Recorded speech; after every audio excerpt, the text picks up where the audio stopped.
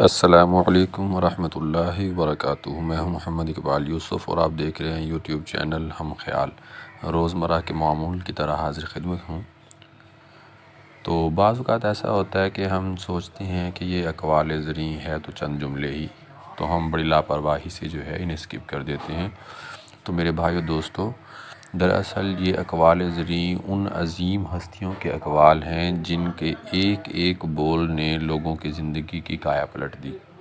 تو یقین مانیے بعض اوقات کوئی ایک ایسا جملہ جو ہمارے دل کو لگ گیا، ہمیں سمجھ آ گیا، تو ہماری زندگی کو بدلنے کے لیے کافی ہے۔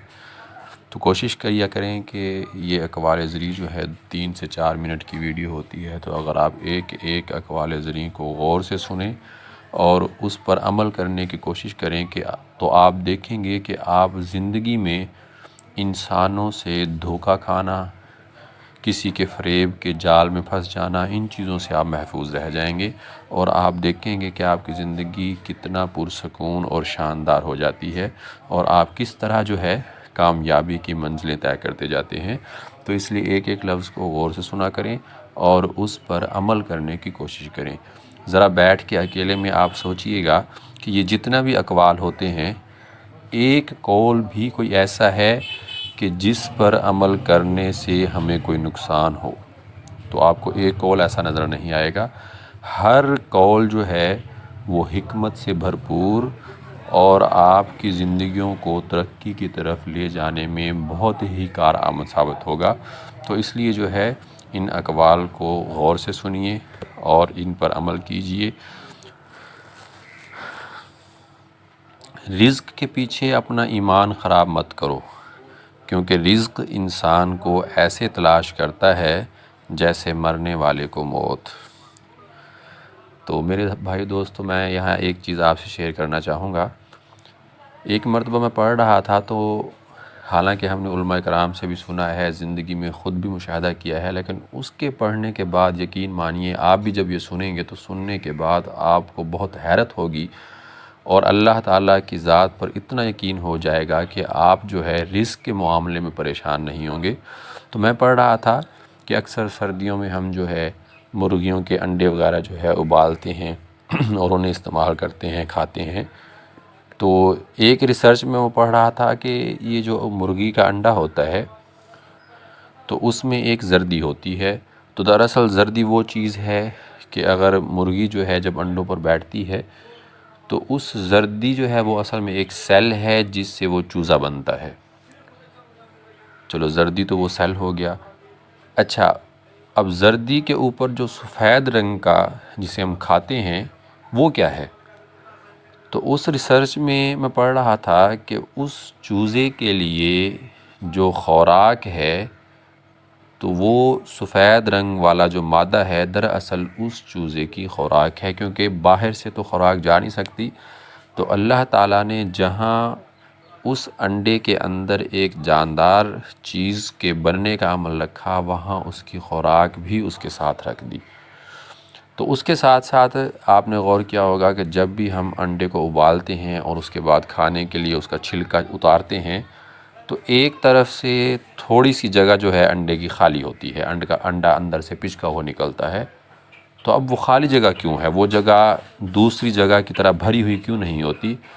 تو دراصل ایک طرف سے وہ خالی جگہ اس لیے ہوتی ہے کہ وہ چوزا جب اس میں جان آ جاتی ہے تو اس کے سانس لینے کے لیے آکسیجن کی ضرورت ہے۔ تو اللہ تعالیٰ نے آلریڈی انڈے کے اندر ہی وہ آکسیجن محفوظ رکھی ہوتی ہے۔ تو جتنے دن تقریباً 21 دن کے قریب جو ہے وہ چوزا انڈے میں رہتا ہے، تو 21 دن کی خوراک اور 21 دن کی آکسیجن کا انتظام اللہ تعالیٰ نے انڈے کے اندر ہی کر دیا ہے۔ سبحان اللہ۔ تو میرے بھائیو دوستو، ہم دیکھیں رزق کے معاملے میں کتنا پریشان ہو جاتے ہیں۔ تو اب جو ذات اس چوزے کو نہیں بھولی، انڈے کے اندر اس کا رزق، اس کی آکسیجن کا انتظام کیا، تو کیا ہم اشرف المخلوقات ہیں تو وہ اللہ تعالیٰ کی ذات ہمیں بھول سکتی ہے؟ جب انسان ماں کے پیٹ میں ہوتا ہے تو اللہ تعالیٰ خوراک کا انتظام ماں کے پیٹ میں کرتے ہیں۔ تو جب انسان دنیا میں آتا ہے تو دنیا میں آنے سے پہلے ماں کے سینے میں جو ہے اس کی خوراک آ جاتی ہے۔ تو اس لیے رزق کے معاملے میں کبھی بھی پریشان نہ ہوں، کیونکہ رزق جو ہے انسان کو ایسے تلاش کرتا ہے جیسے مرنے والے کو موت۔ 3 انسان 3 چیزوں سے محروم رہیں گے: غصے والا صحیح فیصلے سے، جھوٹا عزت سے، اور جلد باز کامیابی سے۔ آدمی کی قابلیت زبان کے نیچے پوشیدہ ہے۔ حضرت علی رضی اللہ تعالیٰ عنہ کا فرمان ہے، خوشی ہے اس شخص کے لیے جو اپنے دل کو فکر کے ساتھ اور زبان کو ذکر کے ساتھ مشغول رکھے۔ جو شخص سوچ سمجھ کر بات چیت کرتا ہے وہ بہت کم غلطی کرتا ہے۔ کسی بھی آدمی کو اس بات کا موقع نہ دو کہ وہ تمہیں الفاظ سے دھوکہ دینے میں کامیاب ہو جائے۔ خدا کی راہ میں کوشش کرو اور کبھی پیچھے نہ ہٹو، کیونکہ خدا نے تم سے کوشش مانگی ہے، نتیجہ نہیں۔ جو بچہ استاد کے ادب میں سر کو جھکا لیتا ہے، پھر وہ دنیا میں سر اٹھا کر جیتا ہے۔ استاد بادشاہ نہیں ہوتا، لیکن استاد بادشاہ بناتا ہے۔ اور جو شاگرد استاد کا تھپڑ برداشت نہیں کرتا، پھر اسے زمانے کے تھپڑ برداشت کرنے پڑتے ہیں۔ اپنے خلاف باتیں سن کر حوصلہ نہ ہارو، شور کھلاڑی نہیں تماشائی کیا کرتے ہیں۔ جانور میں خواہش اور فرشتے میں عقل ہوتی ہے، مگر انسان میں دونوں ہوتی ہیں۔ اگر وہ عقل دبا لے تو جانور، اگر خواہش کو دبا لے تو فرشتہ۔ جس نے کسی کو اکیلے میں نصیحت کی، اس نے اسے سنوار دیا، اور جس نے کسی کو سب کے سامنے نصیحت کی، اس نے اسے مزید بگاڑ دیا۔ جو تمہارے سامنے تمہارے عیب چھپاتا ہے اور تمہارے غائبانہ یعنی تمہارے پیچھے ظاہر کرتا ہے، وہ دشمن ہے۔ جو تمہارے سامنے تمہارے عیب بتاتا ہے اور غائبانہ طور پر یعنی تمہارے بعد چھپاتا ہے، وہ تمہارا دوست ہے۔ عاقل اپنے کام پر اور جاہل اپنی امیدوں پر بھروسہ کرتا ہے۔ عاقل کمال چاہتا ہے اور جاہل مال چاہتا ہے۔